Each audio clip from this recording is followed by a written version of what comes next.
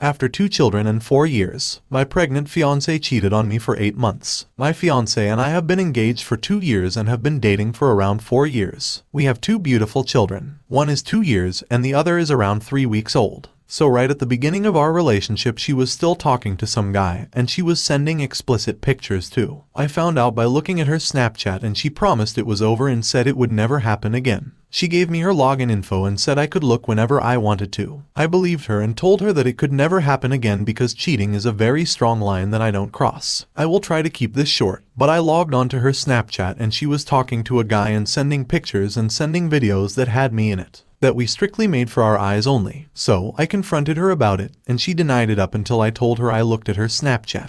I left for about 5 hours and she changed her password to Snapchat. I told her that I wanted to see the messages with the guy again. So after a while she eventually gave me her Snapchat login again. She said she ended up with him and blocked him and unfriended him and that it was over. When I logged into her Snapchat, I saw a conversation with her cousin that was not there before. So I opened it and she confessed everything to this girl, saying she cheated on me for 8 months. How she says she wished she felt regret but doesn't. She says she does love me and I'm the father of her children, but she loves this guy too. She told her it was the best sex of her life. And this guy she talked to every single day either in person or on the phone. So I eventually go and talk to her back in person. And I ask her just to tell me the truth. I told her that she needed to tell me the truth or we are done. So she feeds me a complete BS story. I mean nothing adds up except for it being 8 months. So after an hour and a half of talking I stand up and I tell her we're over and we're done. And she needs to move out. I also find out more about him. My fiancé is 19 years old and the guy is 53 years old. He is a convicted felon for 3 DUI and just a whole bunch of other things on this record. So right now, I'm just at a loss. I would like to stay together for my kids, and she claims she would like to go to counseling, but I just don't know if counseling can fix something like this. She also said to her cousin that she could BS her way through counseling to try to get me back. So, I just don't know if she is truly wanting to change or if she just wants to BS me. I love her, I truly do. But I don't know if I could forgive something like this. I would like to say I could, but I don't know if I could. I just feel so very betrayed, and it makes my stomach turn every time I think about her talking like that about someone else. And I don't even know if my newborn child is even mine. She only recently started to say, "I'm sorry" and act remorseful, but before that during our conversations she was monotoned, acting just like she didn't care. So please, just any advice would be helpful. I can also clarify anything that I didn't say. Update: sorry didn't clarify before, but these are 2 different guys. The one at the beginning wasn't the same one as the 50-year-old.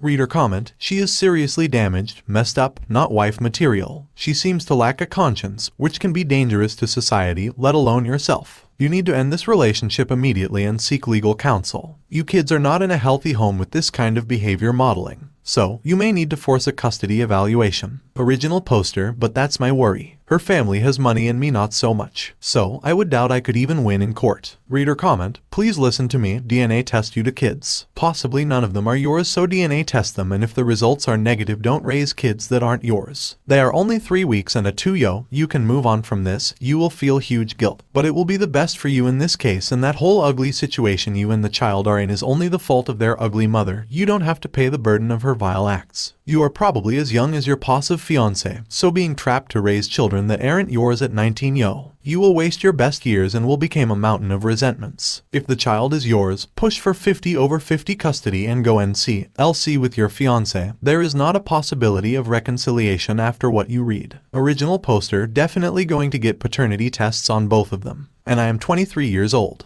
Update: I looked at everyone's comments on my post before and they all virtually say the same thing. That I need to end it. That it won't be worth it to stay for the kids. So, I have made up my mind that I won't try to get back with her. It's all still super hard seeing her every day. But last night I went to go talk to her and I told her that I needed the truth on what happened. So, she told me every last detail that I asked about. It was very hard night for me after that. But I think after hearing everything I know that it can't happen. That this is completely over. I guess there was a small part in my mind that wished there was some way I could forgive her and we could move past. But there's not. So, she met him on FetLife and we were looking for a 3rd person to experiment with. I don't know why, but our relationship wasn't the best at the time. Anyway, she said every time we would fight, she would reach out to him to talk. After 1 month they met up for coffee, and after 2 months they started to having sex. She said it was sometimes once every couple of weeks or multiple times a week. and continued until she gave birth. She said the feelings started when they started going out on dates together, but she claims she doesn't love him or ever said it to him. She lied to him as well. I reached out to him prior after I found him, and he claimed that she told him that we've been apart for over a year. She admitted to having some major problems, but she said that she needs to deal with those things and that she is going to get help from individual therapy. I believe everything she told me that night, but it was hard to listen to, but I do think I needed to hear it. Maybe for closure. I don't know. But after that conversation we started working out details of our co-parenting, and it all went very smoothly. We went around the apartment discussing what she was going to take when she moves out in a week and what not to. Everything looks like it might work out being separate. But we kept talking and I am ashamed of what I did, but we ended up having sex. I don't know why it really happened, but I told her that it could never happen again. She told me that it could just be our last night and that would be it. I stayed over at the apartment last night, and it felt nice, but I'm still hurt over what she did to me when we were together. So, I left in the morning and just felt like SHT, because what she did to me wasn't okay, but I still have these stupid effing feelings. So, I haven't been to work in 2 days now. I barely even want to eat. I'm only sleeping a couple hours a night, and I'm just miserable just sleeping in my sister's house. She's been a great support. Both of my sisters have been. But in 1 week she will have everything moved out of my apartment and I can finally go back and switch out the locks. Reader comment, still don't trust the words of cheating partners and get DNA tests done. Run STD tests. I think she's considering continuing her relationship with the other man, or soon finds a relationship partner. Leaving is the right decision. She cheated during pregnancy. You can't call it a good mother or wife. Original poster, I can agree. She said she didn't even use protection, so STI we a super real possibility. But she said she trusted him when he said that he wasn't sleeping around with anyone else. Reader comment, she never planned on a third. She downloaded the app and lied. Why? So you wouldn't question why she had it. Sorry, beating a dead horse. Take time to focus on yourself. Don't forget to out her and explain to everyone that will be in the kid's life why this happened.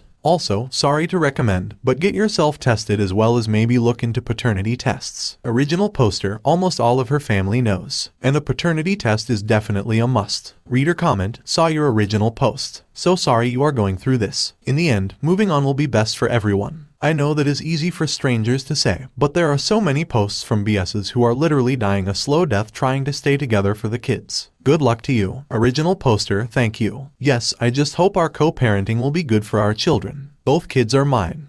So, I got both kids tested and it came out to be 99% match on both the kids. I just got the results back in tonight and my STI test came out all clear as well a couple days ago. My ex finally moved out in the middle of the week, so I am finally back home to an almost empty apartment. She cleaned out almost everything but the big things. She took all of my kids most of their clothes, so I will have to go out and buy new everything. Both dressers and kitchen tables and all small kitchen appliances. She moved into her grandparents' basement. I haven't seen my kids that much this week. She told me originally that she would be able to work with me and make sure I get to see my kids as much as I need to. But I saw my kids before last weekend and only saw my son on Monday. I just saw both of them today, but I mean that's almost a whole week without seeing them and was only allowed to see them for 5 hours before giving them back to her. I was trying to work it out with her so there wouldn't be as much money going into lawyers and custody battle. But I'm starting to realize that she is just not going to work with me, and this is how it's going to be if I don't fight her in court. So, I'm probably just gonna have to put myself in debt and take out loans and SHT. But at least I can see my kids more. It's just been a super stressful week. I went and met with a therapist yesterday but didn't really like her a whole bunch. Just didn't click. I think I'll go one more time next week to see if it gets any better. Still not really sleeping, eating, and been missing more work last week too. Reader comment, Opus send her a parenting app and request 50% custody via the app. Send her a custody plan that you get your children every Sunday at X time until the following Sunday at X time. Say if you do not agree to this, I will hire an attorney tomorrow. If she does not like it, then file for divorce and get it done. Edit. Also, if you have not done so, make sure her family knows and knows who she was cheating with, including your family. Original poster, so I work graveyard shift so I can't watch my kids until I can get to day shift at my job.